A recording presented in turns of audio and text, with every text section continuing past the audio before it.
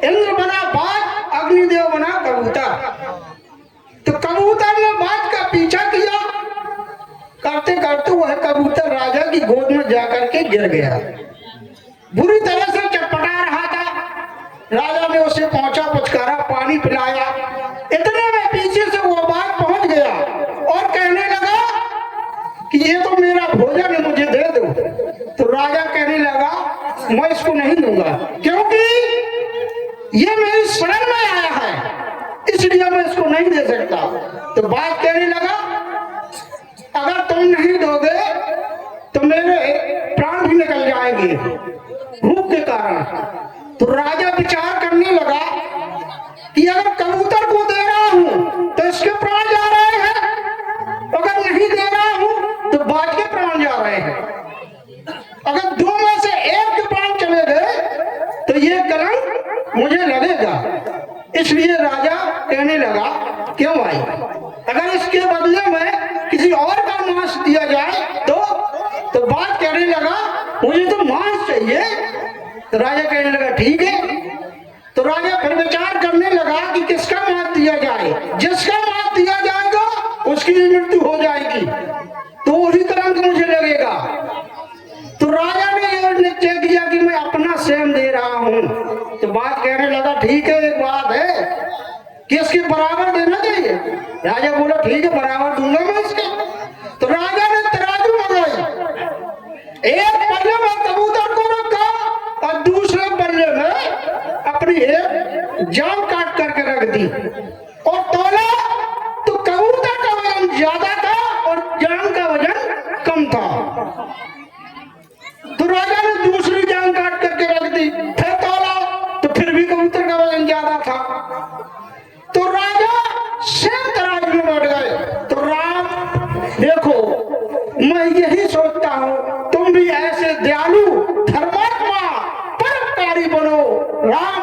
और देखो भगवान भास्कर अस्ताचल की ओर पधार रहे हैं। तुम दोनों बंधु संध्या बंधन करो। संध्या बंधन करने से क्या होता है कि जो दिन में अनजान में पाप हो जाते हैं तो शाम को संध्या करने से मोक्ष हो जाते हैं। राम जाओ संध्या बंधन करो, संध्या बंधन करो। सरकार मन में कोई भेद तो नहीं है राम जी लक्ष्मण जी, हाँ क्योंकि भाई बाबा विश्वामित्र जी की इसी वाणी में आप हैं भैया जेके उर्फ जितेंद्र यादव जी ग्राम उपराका से एंड बाबू यादव जी बिहूरी से 51 मुद्राएं बाबा विश्वामित्र जी के चरणों में प्रदान करते हैं। बहुत बहुत धन्यवाद। गुरुदेव भगवान के द्वारा आदेश प्रदान हुआ मां संध्या देवी की वंदना एवं उपासना करने को क्यों नहीं। हम तो संध्या प्रतिदिन किया करते थे, परंतु आज गुरुदेव भगवान की आज्ञा प्राप्त हो गई। कोई निश्चित ही शुभ समय होगा। अहंकार से ओतप्रोत साधना मनुष्य को गर्त की पतन की ओर ले जाया करती है। जब वही साधना पूज्य गुरुदेव जी द्वारा अनुमोदित होती है तो साक्षात्कार हेतु सुख प्रदान करती है। बड़ी भाग्य मानस तन पावा, ये हमें शरीर बड़ी भाग्य से प्राप्त होता है। यदि हमने ऐसा शरीर पाकर के भी इस जीवन का कुछ लाभ ना लिया तो ये हमारा जीवन लेना ही बेकार होता है। परम पूज्य गुरुदेव भगवान ने बतलाया जाओ और मां संध्या देवी की वंदना एवं उपासना करो। क्यों नहीं हे लाल, प्रतिदिन की भांति आज भी हम मां संध्या देवी की वंदना एवं उपासना करते हैं। हे मैया, हम दोनों बंधुओं का अभिनंदन और वंदन स्वीकार करें। मैया स्वीकार करें।